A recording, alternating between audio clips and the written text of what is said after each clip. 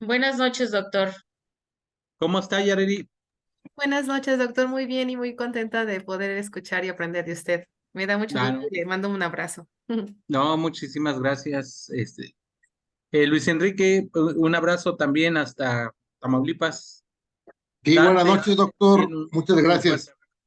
Carlos Castañeda, igual gracias por estar aquí.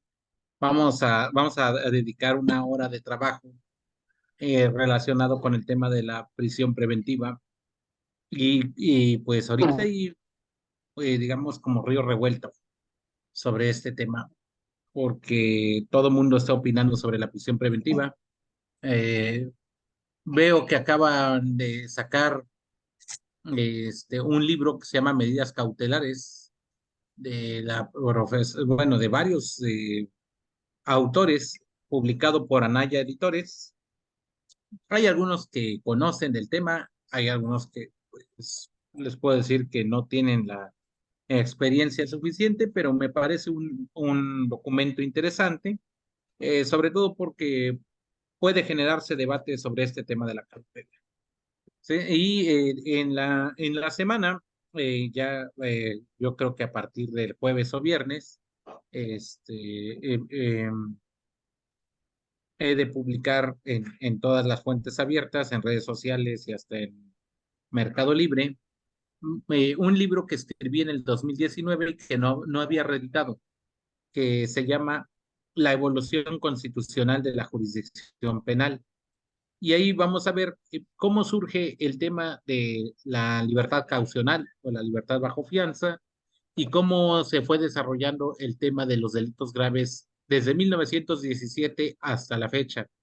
Es decir, hay varias cuestiones que podemos tomar en cuenta para efecto de poder entender todas estas cuestiones o estos fenómenos que tienen que ver con la cuestión de la prisión preventiva.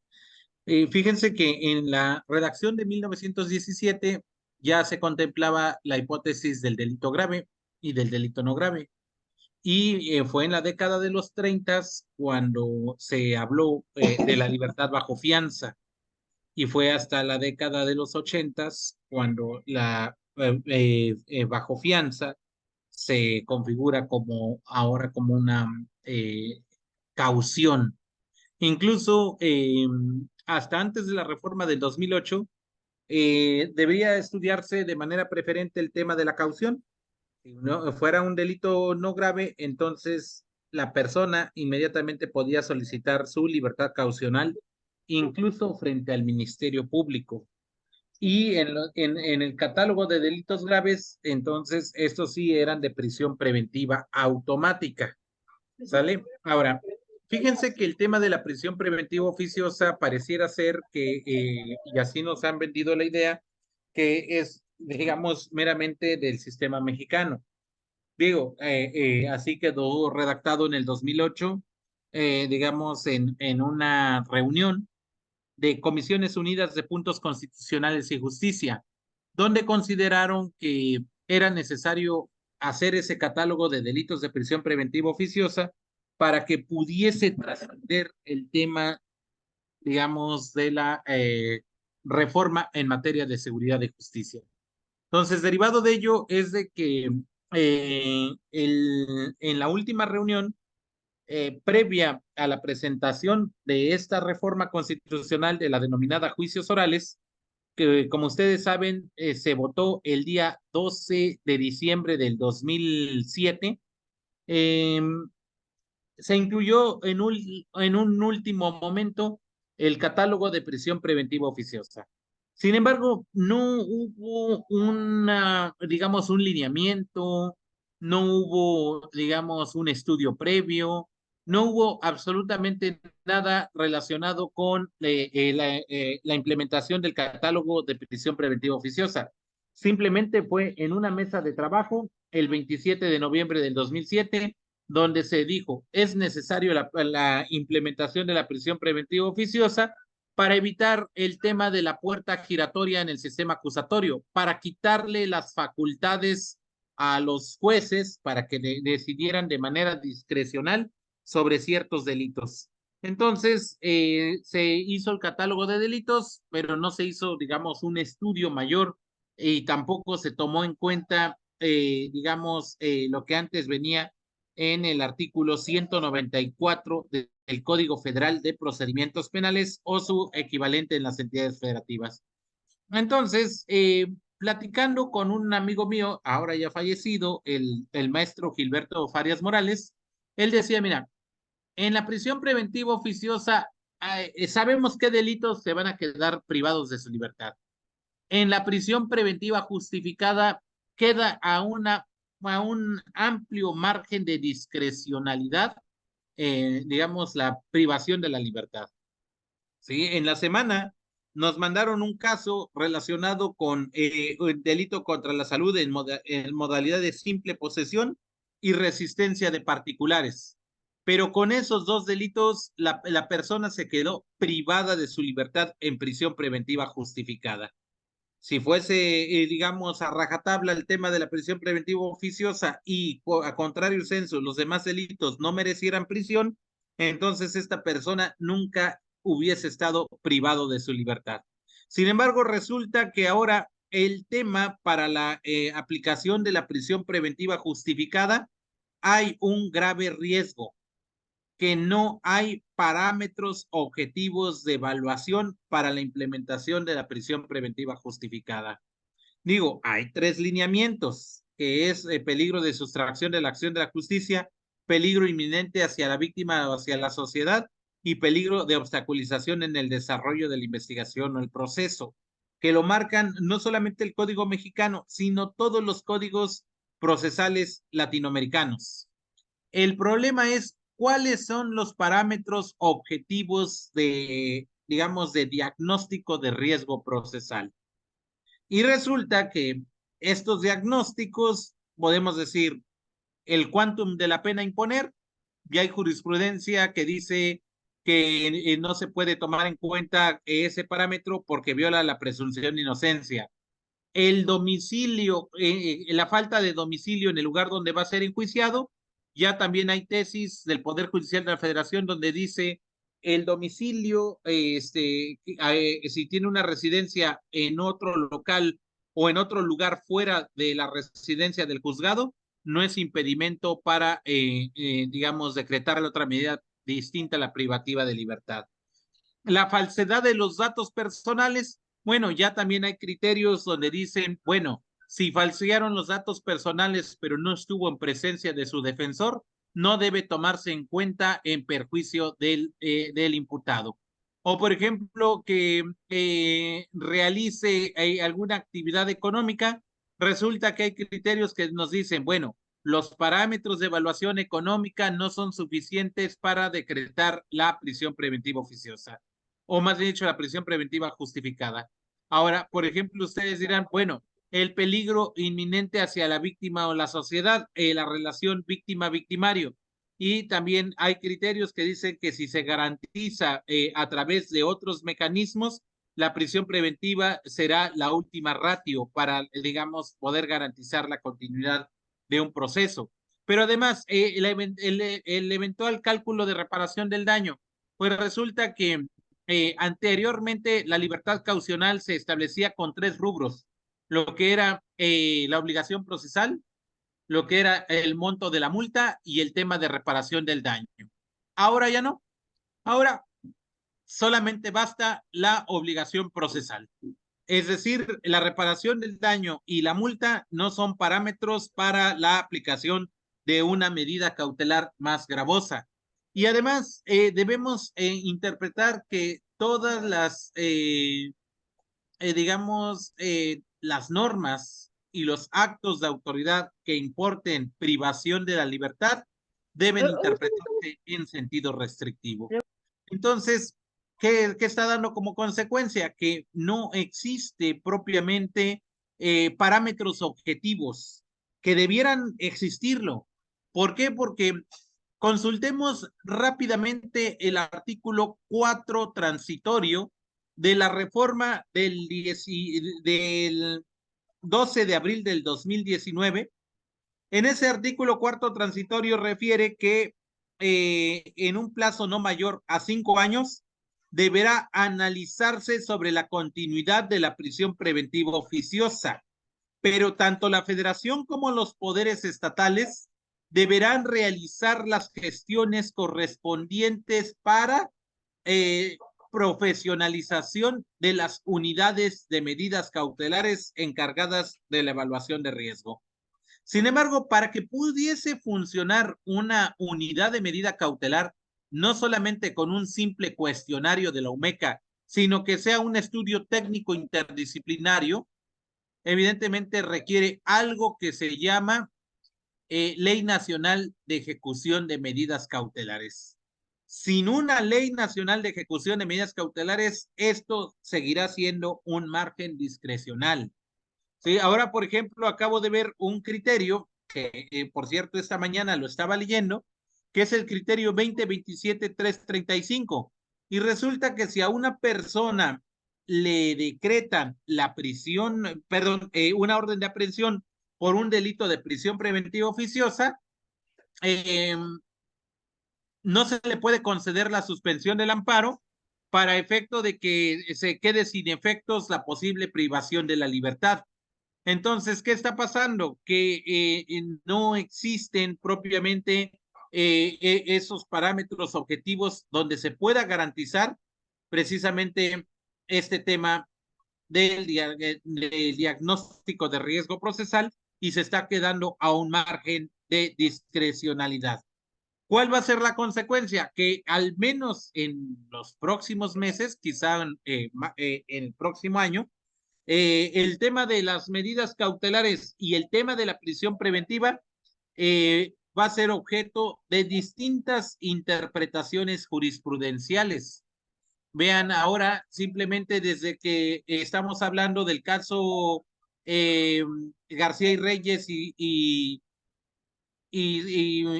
Zompantla Tepicle contra México, resulta que hasta este momento estamos hablando de aproximadamente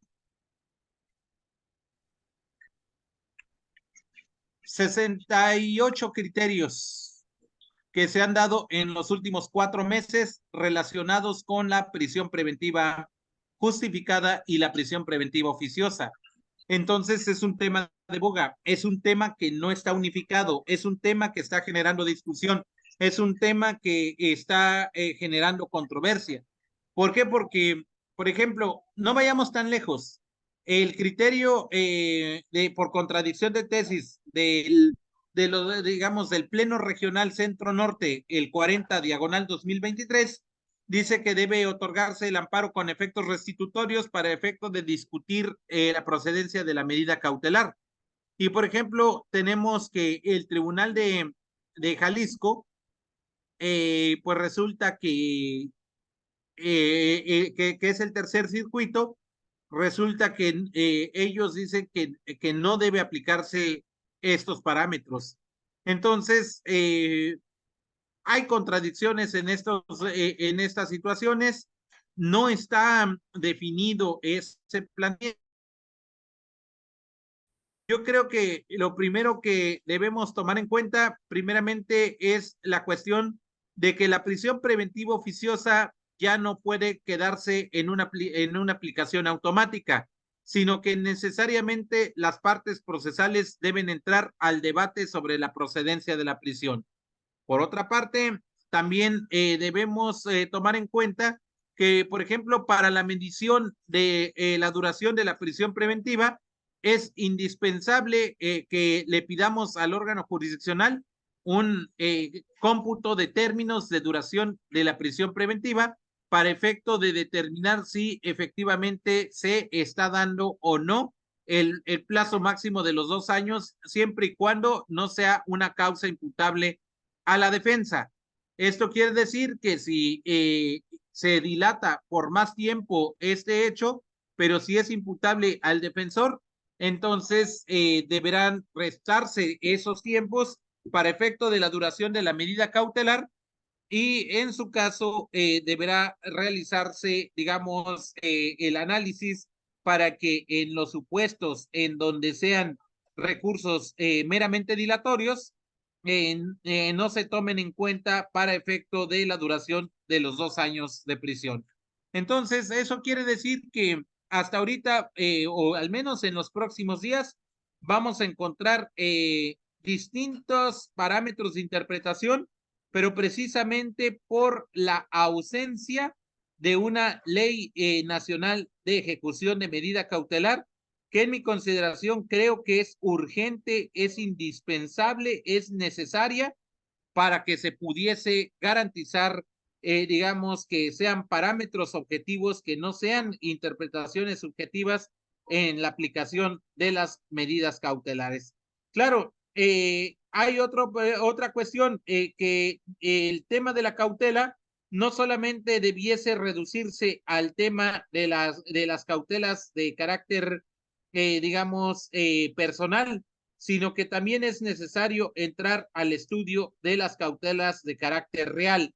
Sin embargo, resulta que nuestro Código Nacional de Procedimientos Penales no contempla un catálogo digamos, de medidas cautelares reales, y debemos hacer uso de otras disposiciones procesales, de otras disposiciones normativas para la aplicación de la cautela.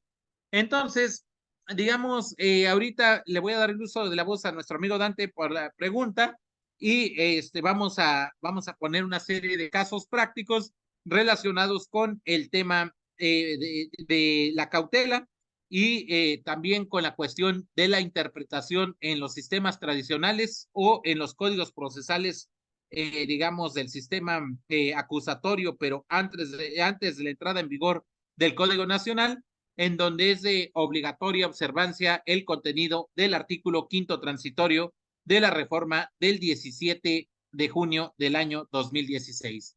¿Listos? Entonces, digamos, una vez teniendo esa explicación, le vamos a dar el uso de la voz a nuestro compañero Dante, que tiene una duda, una opinión. Adelante, compañero Dante. Maestro, buenas noches. Respecto de la elaboración del estudio de riesgo, también la persona debe estar certificada y debe reunir el perfil de la profesión que exige. ¿Es correcto, maestro? Fíjate que en cuando se diseña el artículo 4º transitorio de la reforma del 12 de abril del 2019, se pensó en una UMECA, que el criminólogo sea como el evaluador de riesgo, pero que tenga a su cargo trabajadores sociales, que tenga a su cargo psicólogos, que tenga a su cargo químicos para que se puedan hacer pruebas toxicológicas, y que tenga a su cargo también, digamos, abogados, de tal forma que sea un estudio técnico interdisciplinario. Fíjense que ahorita tenemos un caso de un muchacho que está privado de su libertad. ¿Sí? Lleva 9 años, desde el 4 de octubre del 2014 hasta la fecha. Sin embargo, antes de pedir la audiencia de revisión de medida cautelar, que mañana la voy a pedir, por cierto, y les voy a regalar a ustedes la solicitud para que la tengan, primeramente lo que hice fue que se adjuntara el plan de actividades del centro penitenciario, porque él lleva 9 años ahí, y aun cuando sea una persona que está privada de su libertad en prisión preventiva, tiene plan de actividades, porque así lo marca la Ley Nacional de Ejecución Penal. Segundo, pido apoyo de la CEMECA, que es en el Estado de México, para efecto de que la CEMECA realice un diagnóstico de riesgo procesal, y me acaban de notificar que sale que es un riesgo bajo. Tercero, además de la información de la CEMECA, pido informes y pido cartas de buena conducta, pido cartas laborales, estoy presentando un contrato de arrendamiento y estoy presentando un número telefónico en donde pueda ser localizado de manera digital, y ese número telefónico está a nombre del hermano, y además está debidamente individualizada en la línea telefónica en un centro de atención a clientes digamos, con huella dactilar, de tal forma que aun cuando es un teléfono celular, hay certeza de que no va a cambiar el número, de que no va a cambiar, digamos, el aparato, porque está debidamente registrado en un centro de atención a clientes. Y como siguiente parámetro, yo pedí el ingreso de un criminólogo para que también hiciera un diagnóstico de riesgo procesal por parte de la defensa. Entonces, tengo el estudio técnico interdisciplinario, donde hay criminólogo, psicólogo, pedagogo, médico, trabajador social, el criminólogo, que es el evaluador de riesgo de mi parte, y el policía, porque resulta que la CEMECA, el quien hizo el diagnóstico de riesgo, es un policía, no es un criminólogo. Ahora, me llama la atención porque ¿cómo se hicieron los diagnósticos de riesgo? La CEMECA lo único que hizo fue un cuestionario. Le hizo el cuestionario al interno, al PPL, y le hizo el cuestionario a los familiares directos. Con ese cuestionario lo adjunta y hace su análisis.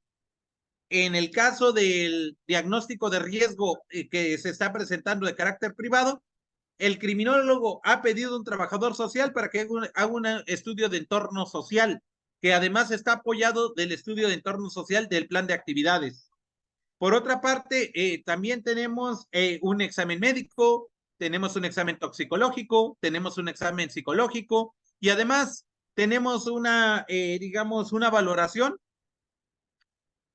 y como se está llevando a cabo el juicio oral, en dos órganos de prueba que son familiares de las víctimas indirectas, se les preguntó en audiencia pública contradictoria y oral, ¿mi cliente ha tenido contacto con ustedes en los últimos años?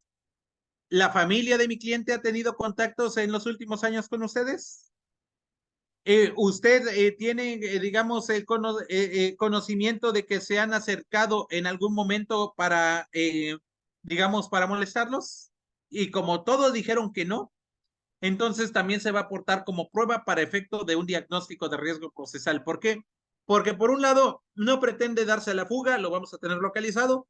Por otro lado, no pretende obstaculizar el desarrollo del proceso, va a estar compareciendo a todas las audiencias y además implica un riesgo bajo, pero tampoco representa un peligro inminente hacia la víctima en la sociedad porque tiene 9 años que ni su familia se ha acercado a digamos, a la familia de la víctima.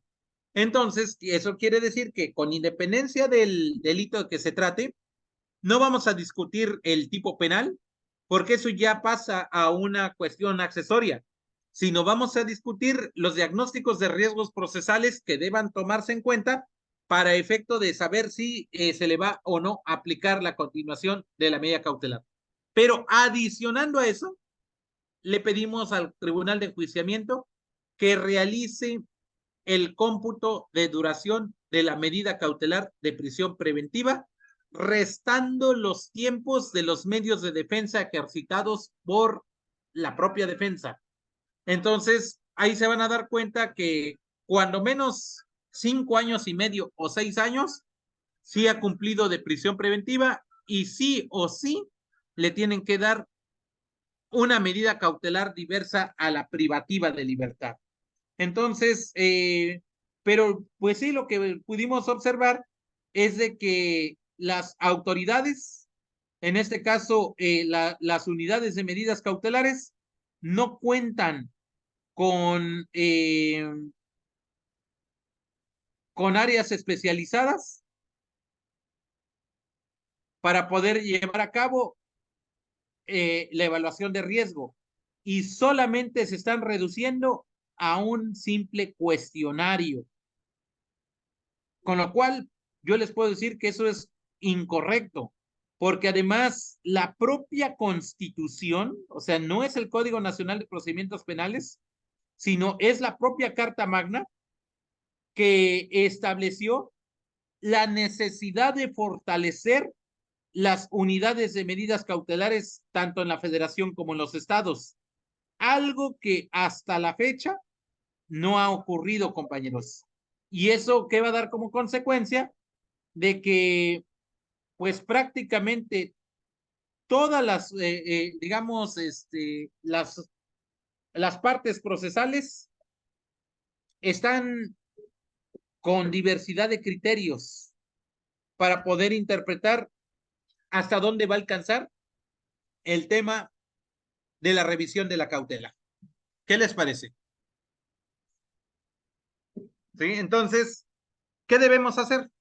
Primero, antes de pedir la audiencia de revisión de medida cautelar, primero hacer solicitar el auto de cómputo de la duración de medida cautelar. ¿Para qué? Para que el mismo juzgador diga, tiene 2 meses y 4, tiene 2 años y 4 meses. Con eso ya es primer punto de partida. ¿Por qué? Porque la Constitución claramente dice que no debe exceder de 2 años de prisión, a menos que sea por el ejercicio del derecho de defensa, excepcionalmente. ¿Estamos de acuerdo?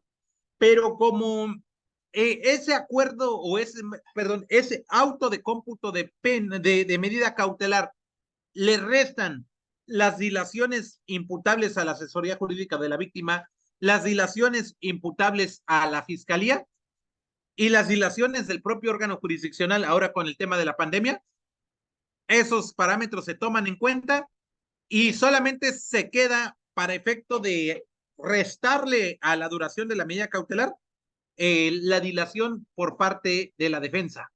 Entonces, ¿qué sucede? Que el mismo órgano jurisdiccional, a través de un hecho notorio, que ya no es necesario debatir ni probar, dice, su cliente abogado Dante tiene 2 años, 4 meses y 3 días de prisión preventiva, restándole los 9 meses de dilación por causa imputable a la defensa. De los 2 años, 4 meses y 9 días, es 1 año, 5 meses imputable a la fiscalía, 7 meses imputable a la asesoría jurídica y el resto imputable al órgano jurisdiccional. Entonces, con eso ya hay certeza de cuánto tiempo está la persona privada de su libertad por prisión preventiva, pero que no es una causa imputable al defensor. Por eso es muy importante, compañeros, cuando muchas veces llega uno como fiscal y le dice, compañera Santa, difiere la audiencia, no me opongo. Y ahí va Santa y dice, su señoría, solicito diferimiento de la audiencia para preparación de más tiempo para el efecto de las copias. Y corre traslado a la fiscalía, ninguna oposición, señoría. Pero ese tiempo de dilación no se computa para la medida cautelar. ¿Estamos de acuerdo? Entonces, muchas veces sucede en las etapas intermedias. La defensa tiene el derecho de dilatar una sola vez la audiencia intermedia, como lo marca el 341. Sin embargo, en la práctica se da que 5, 10, 15 o 20 veces se dilatan. Pero ¿qué creen? El mismo artículo 189 del Código Nacional nos dice que puede haber pláticas para efecto de acuerdos reparatorios y se puede suspender el procedimiento por un plazo de hasta 30 días. Entonces, si nosotros vamos y suspendemos el plazo de hasta 30 días, ese tiempo no se le debe restar al cómputo de la medida cautelar de prisión preventiva hacia la defensa. ¿Por qué? Porque están realizando una obligación procesal que marca el artículo 117 del Código Nacional, que es procurar los mecanismos alternos. Y si el mismo código dice, para procurar el mecanismo alterno es necesario la suspensión de la audiencia hasta por 30 días, no hay mayor problema. No es una causa dilatoria del proceso, sino es una causa dentro del propio proceso. Y por tanto, ese tiempo es perfectamente debatible para decir que está dentro de los 2 años digamos, de duración de la prisión preventiva. ¿Estamos de acuerdo? Pero hay veces que el asesor jurídico no llega o llega la propia víctima y dice, no tengo mi asesor jurídico, necesito que se nombre un asesor jurídico. Le nombran el asesor jurídico y dice, yo no conozco el asunto, solicito diferimiento de la audiencia cuando menos de 10 días para imponerme de las actuaciones. ¿Por qué? Porque no vamos a dejar en estado de indefensión a la asesoría jurídica. Bueno, ese tiempo sí debe computar para los 2 años de la prisión preventiva.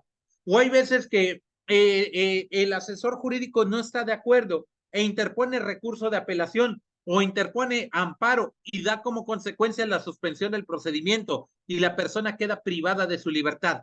Ese tiempo es computable para efecto de la duración de la medida cautelar de la prisión preventiva porque es una causa imputable a la asesoría jurídica. Y claro, por ejemplo, a mí me ha tocado que el Ministerio Público no llega, manda a otro fiscal y el otro fiscal no conoce de las actuaciones. Bueno, pero como no conoce de las actuaciones, entonces piden suspensión y le digo, no pueden suspender porque hay unidad del Ministerio Público. El juez dice, bueno, para salvaguardar los derechos de la víctima, vamos a suspender la audiencia. Ah, perfecto, pero ese tiempo sí computa para que se le abone a mi cliente. Y en la siguiente audiencia resulta que no llegan sus testigos y nosotros decimos que se tengan ya por desierto sus testimonios. No los presentó y es causa imputable a la fiscalía. La fiscalía pide nueva fecha y hora de audiencia y resulta que dice, deme 48 horas para justificar la inasistencia de mis testigos. Y resulta que en la siguiente audiencia llega una receta médica y llega con fotografías de que según dos de sus testigos se cayeron en un bache y que se les tronó la llanta y por tanto ya no pudieron llegar a la audiencia. Y la tercera testigo fue porque se le subió la presión y ahí se le pone que trae una presión alta y el juez le dice, bueno, se tienen por justificados digamos, la inasistencia de los testigos porque están presentes los testigos y vamos a proceder a su desahogo. Y pues la defensa dice, no, espérate, la justificación tiene que ser objetiva. Dicen que se cayó en un bache. Hay una placa fotográfica del famoso bache, pero no hay fotografías del vehículo. No sé ni de quién es el vehículo, ni el tipo de vehículo, ni la ubicación geográfica del bache para saber si están diciendo la verdad o no. Y por otra parte, también es necesario que verificar que el bache exista o que haya existido y que se le dé vista a movilidad y a obras públicas para saber si efectivamente existe ese bache. Es decir, no solamente vamos a justificar que ya con una fotografía que está el bache. No, entonces el testigo no está justificando su inasistencia. Y la víctima, perdón, y la otra testigo dice que estaba mala de la presión y trae una receta médica, pero no trae el nombre completo del médico tratante, o no trae la firma, o no trae la cédula profesional, y por tanto no está cumpliendo con las reglas de la norma oficial mexicana relacionadas con el expediente clínico para efecto de justificar la inasistencia. Y el juzgador dice, bueno, vamos a suspender la audiencia para que la fiscalía incorpore esos registros. Pero dice, pero como es una petición de la defensa, es causa imputable a la defensa esos 10 días y por tanto no se computa para los 2 años. Y pues claro que ahí vamos a promover juicio de amparo porque efectivamente se tiene que computar para los 2 años. ¿Por qué? Porque el defensor no es el que tiene la carga de probar la inasistencia de los testigos y el defensor tiene todo el derecho de oponerse a las pruebas que está presentando la fiscalía para justificar la inasistencia de sus testigos. Y si no justifica la inasistencia, entonces se tienen que tener por desierto sus testigos, o en su caso estamos frente a un proceso irregular, o en su caso se va a provocar, digamos, la reposición del procedimiento. Sí, pero todo ese tiempo la persona está privada de su libertad. No podemos decir por causa o por culpa de la defensa que está realizando sus actos de defensa, debe imputársele el tema de la, digamos, de la prisión preventiva y que no se le deba computar esos 2 años. Por eso es muy importante que antes de la solicitud de la audiencia de revisión de medida cautelar se haga esa diligencia del cómputo de de las medidas cautelares. ¿Qué les parece?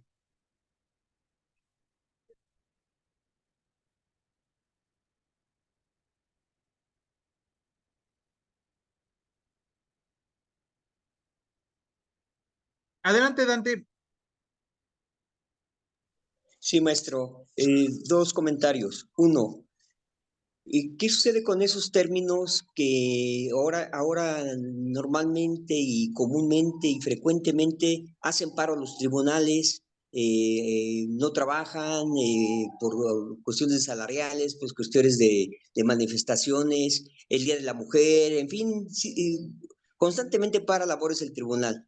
Mañana entra en paro el Poder Judicial Federal por la cuestión de que les quitan por ahí unas prestaciones. Esos cómputos, ¿dónde irían, doctor? Eso es por un lado. Por otro lado, yo considero que si la defensa está realizando actos para ejercer la misma y si están justificados, deben contar, porque finalmente su representado está interno. Gracias, Claro. maestro.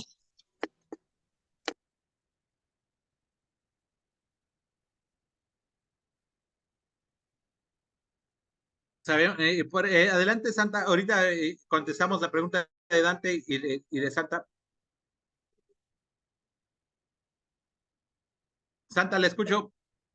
Hola, buenas noches. Buenas noches. Bueno, una servidora tiene la certificación para realizar evaluaciones de riesgo procesal. Este, Excelente. a través del órgano administrativo desconcentrado Prevención México en el 2016. Actualmente trabajo en una UMECA, una de las entidades federativas. Sí, verdaderamente existe una enorme problemática por cuanto hace a los evaluadores, quién realmente realiza la evaluación de riesgo.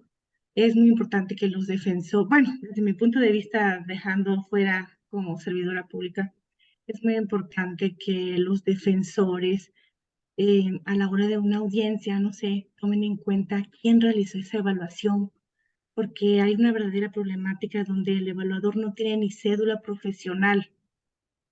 El evaluador no cuenta con esta capacitación que en su momento, en el 2016, a nosotros se nos concedió. Hoy en día no existe, desde mi punto de vista, desde las 32 entidades federativas, está esa problemática donde no están capacitados los operadores jurídicos a la fecha. No están capacitados. Yo estoy aquí porque estoy trabajando un tema de tesis doctoral, precisamente los peligros procesales. Y, es preocupante todo lo que se vive actualmente. Y pues a citar por parte de los defensores las sentencias que ha emitido la Corte Interamericana de Derechos Humanos, ¿no? Es una muy buen elemento para pedirle, ¿no?, a las unidades medidas cautelares que determinen un dictamen de riesgo de manera objetiva. Es cuanto. No, muchísimas gracias, Santa.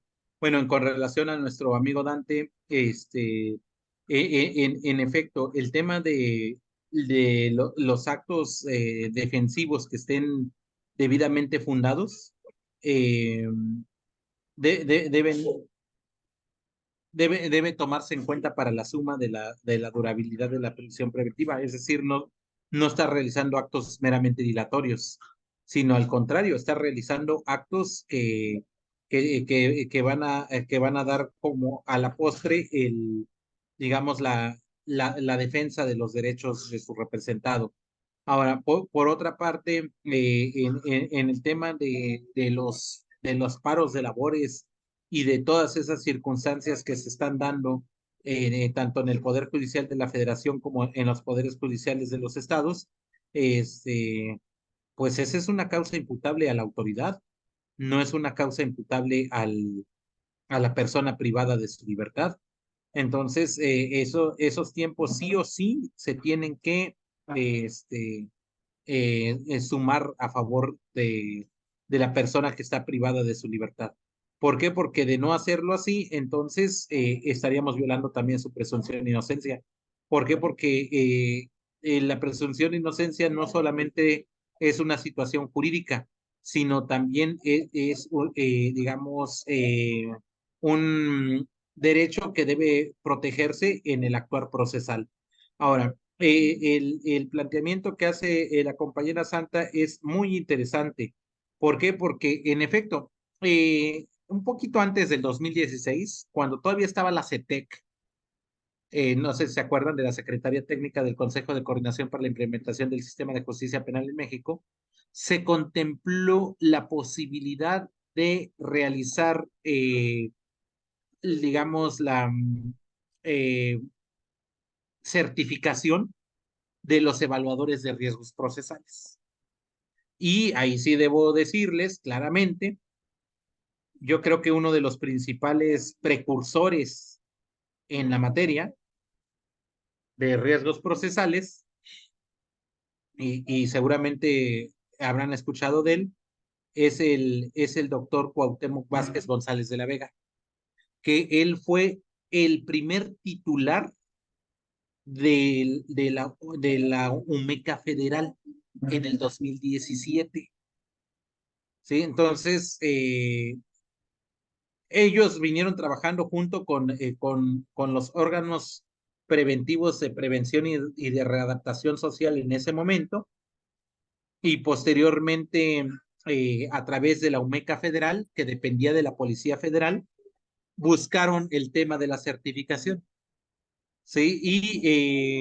Y la idea era de que las personas evaluadoras de riesgo tuviesen o que fueran criminólogos o que tuviesen, digamos, una profesionalización en el ámbito criminológico, de tal forma que fueran un buen insumo, un buen instrumento para que se tomara en cuenta al momento de presentar cualquier solicitud de revisión de medida cautelar. Sin embargo, ¿qué pasó? Pues realmente no pasó nada. Dejaron en el tintero ese maravilloso proyecto de certificar a nuestros evaluadores de riesgo. Entonces, en la mayoría de las entidades federativas ponen a policías, como dice Santa, que ni siquiera tienen conocimientos de siquiera de profesionales, de muchas veces de saber leer y escribir correctamente, cuando el tema de un evaluador de riesgo es un profesional. Los parámetros para el diagnóstico de riesgo deben ser totalmente objetivos.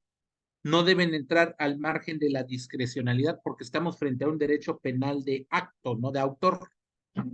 Y el diagnóstico de riesgo procesal puede caer en esa, digamos, en esa falacia de que podamos considerar de que estamos frente a un tema de autor y no de acto. Y eso viola la presunción de inocencia. Entonces, te repito, Nirvardo, sí, en efecto, es el maestro o ahora es doctor, y además es un gran amigo mío, eh, Cuauhtémoc Vázquez González de la Vega, y él junto con Álvaro Vizcaíno Zamora, también otro amigo, que él fue el secretariado ejecutivo del Sistema Nacional de Seguridad Pública en el sexenio pasado, ellos realizaron un maravilloso libro que se llama así, Medidas Cautelares, que lo publica la editorial Tirán Lo Blanche. Y estos parámetros que puntualmente nos habla Santa, que es de la certificación, del perfil del operador, del perfil del evaluador, del perfil del supervisor, del perfil de, digamos, de quien hace el trabajo de gabinete, del trabajo de campo, y el que puede realizar el diagnóstico, está previsto en ese documento. Pero lo ideal es que no estuviese previsto en ese documento, en ese libro, sino lo ideal es que existiera una ley nacional de ejecución de medidas cautelares, que eso en su momento yo se lo dije a la doctora María de los Ángeles Fromo, que era la entonces secretaria técnica del Consejo de Coordinación para la Implementación del Sistema de Justicia Penal en México, y lo subieron a la mesa en la Cámara de Diputados. Sin embargo, pues me fui a Alemania y ya no supe. Y ya nada más lo único que supe es de que ya no nos hicieron caso. Hasta la fecha seguimos sin evaluadores de riesgo ni parámetros objetivos de evaluación que son indispensables a través de una ley. Es decir, no puede quedar a un margen de discrecionalidad. ¿Qué les parece?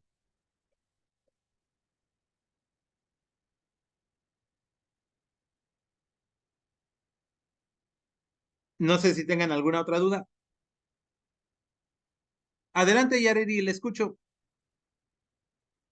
Gracias, doctor. Buenas noches a todos. Y miren, una servidora, pues la contrataron para llevar un juicio oral el 25 de octubre. No, 17 de octubre, pero su medida es el delito de homicidio calificado, está en prisión preventiva oficiosa y se vence el 25 de octubre de este año, los 2 años. Cuando Ujú, yo checo la carpeta, doctor, y la administrativa judicial, no hay ningún acto de defensa que haya dilatado, que hayan promovido algún recurso, un amparo, o sea, no hay actos de defensa que ujú, hayan dilatado. El problema aquí es que el juez que tenía a cargo, bueno, el Tribunal de Enjuiciamiento, lo remite para otra jueza. Y esa jueza, el juicio oral lo tenemos el día martes y la ujú, jueza el viernes nos notificaron que remitió la carpeta que no, que se declara incompetente y a su vez nos notifican que se la remiten a ella y que no le aceptan que ella se declare incompetente, que ella tiene ujú, que llevar a cabo el juicio oral y ella explica cuando quiso devolver la carpeta que no tiene pues en su agenda para poder desahogar el juicio oral, que ella tiene ujú, bastante tiempo y que se llevaría a cabo la audiencia de juicio por el mes de marzo o abril. Mi ujú, pregunta, doctor, es que pues mi idea es solicitar revisión de la medida cautelar. Yo sé que, bueno, ya se vuelve justificada y no hay ujú, actos de defensa que hayan dilatado porque no presentaron absolutamente nada a la defensa. Es más, no hay órganos de prueba para juicio oral de la defensa. ujú. Bueno, ahí antes de que promuevas la audiencia, promueve el cómputo. Ujú, es lo que escuché. ¿Sí? Entonces, primero es ¿Por el qué? cómputo. Ajá.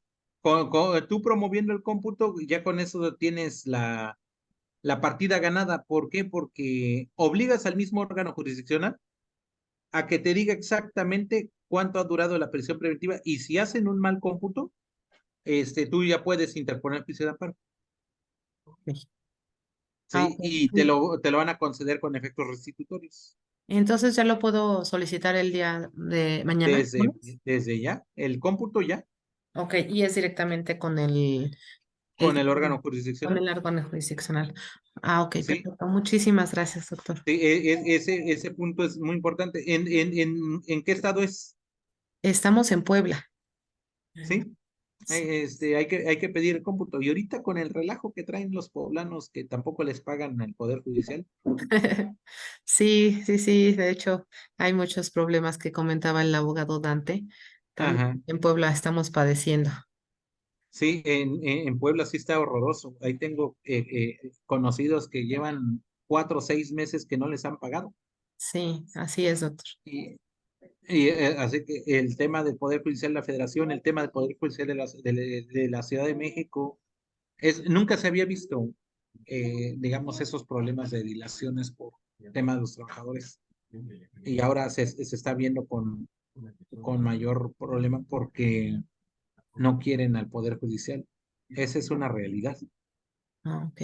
¿Sí? Muchas gracias, doctor. Entonces voy a solicitar el cómputo. Muchas gracias. Sí, primero el cómputo. No, no, ¿por qué? Porque si tú pides digamos, la audiencia, te pueden dar la audiencia, pero van a hacer sus cuentas chinas y te van a decir, no están tiempo, pero como no tienes el cómputo, pues no tienes cómo defenderte. En cambio, si tú tienes el cómputo, te defiendes porque te defiendes. O sea, ahí no hay vuelta de hoja y no te pueden meter ahí, gato por liebre, porque les va a decir, no, no, no, no, aquí, en el mismo cómputo realizado por un órgano jurisdiccional, declaró que teníamos tanto tiempo. O sea, que no hay vuelta de hoja. O sea, lo amarras más. Muchas gracias, Eso, doctor. gracias. Este, entonces, como podrán darse cuenta, además del cómputo, pide el informe del plan de actividades y del Consejo Técnico Interdisciplinario, porque eso te va a servir de que no tiene procesos pendientes, de que ha cumplido con todas las actividades, de que ha procurado reinsertarse, de que ha realizado actos tendientes a, digamos, a colaborar con la investigación o el proceso, ¿sí? Y bueno, ahí en el caso del homicidio, revisa en los testimonios de las personas en los registros, si después de que ocurrió el hecho, si han tenido contactos entre la víctima y la familia del victimario. Entonces, si no lo ha tenido, todavía eso tú lo adicionas como argumento para decir, no implica ningún riesgo procesal porque ni siquiera se ha acercado, ni siquiera hay intención de acercarse para obstaculizar el proceso. ¿Sí estamos de acuerdo? Entonces ahí sí puedes pedir esa parte. Y claro, el tema del evaluador de la UMECA de Puebla, para efecto de que tengas ahí el diagnóstico bajo. Y pues el domicilio donde va a vivir tu representado. Y algo muy importante que ya me pasó a mí, que el representado sepa el número de teléfono celular donde va a estar localizable. ¿Por qué? Porque en el mes de julio yo promoví una audiencia, fueron los de la UMECA, le preguntaron al muchacho si iba a estar localizable, él dijo que sí.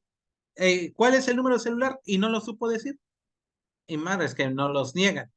Entonces, desde este momento, mañana mismo, tú le preparas un teléfono celular a nombre de un familiar de tu representado que esté disponible y que se prenda ese número, le va a decir, va a estar localizable en este número de celular. ¿Sí? Es exclusivamente para entregárselo a la autoridad y en caso de que quiera geolocalización de ese celular, le damos esa posibilidad de que pueda tenerlo. ¿Esto con qué propósito? Con el propósito de decir es que va a haber una cuestión de riesgo. No, al contrario, él va a estar localizable electrónicamente independientemente si le decretan o no el brazalete. Lo pueden hacer. En el Estado de México hay una unidad de monitoreo. Yo no sabía que existía esa unidad de monitoreo. Y resulta que no en todos los municipios del Estado de México tiene la unidad de monitoreo cobertura. Entonces resulta que mi cliente está en San Martín de las Pirámides y ahí no hay unidad de monitoreo. Entonces, ¿sabes qué? Consíguele un cuarto de renta en Otumba, que es un municipio pegado, para que tenga unidad de monitoreo, porque en San Martín de las Pirámides, donde iba a vivir con un amigo, no se puede. Entonces, ese tipo de detallitos hay que tomarlos en cuenta, porque si vamos a pedir brazalete, no nada más es pedir el brazalete, sino que la unidad de monitoreo o el centro preventivo haya radiado que en la zona se hace una inspección por parte de trabajador de trabajo social para saber si hay cobertura con relación a ese brazalete a nivel de medida cautelar. Entonces, vean, lo importante de saber la cuestión del riesgo, como dice la compañera Santa. ¿Por qué? Porque eso ya al abogado le va a dar más elementos de decir el riesgo es totalmente bajo.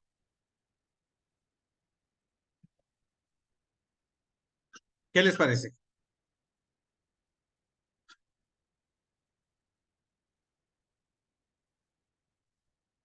¿Sí estamos de acuerdo? Pues no sé si tengan alguna otra pregunta, algún otro comentario. Digo, creo que ha sido bastante enriquecedor este tema, ¿sí? Y pues es una cuestión totalmente práctica. Le voy a pedir a la compañera Carlita, no sé si esté ahí conectada, pero mañana que yo presente la solicitud de medida cautelar, les voy a mandar los argumentos con relación a esta persona. A lo mejor a la compañera Yareli le va a servir más, porque es lo mismo, es un homicidio calificado. ¿Estamos de acuerdo? ¿Qué les parece? Pues no sé si tengan algún otro cuestionamiento. Muchísimas gracias, Carlos, a tus órdenes.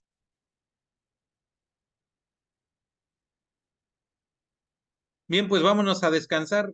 Pues tengan un feliz domingo y muchísimas gracias por su atención. Gracias, doctor. Gracias a usted, doctor, por Gracias, sus doctor, que le aportaciones vaya y su muy bien. Muchas conocimiento. gracias por todo. Sale, hasta luego. Hasta luego.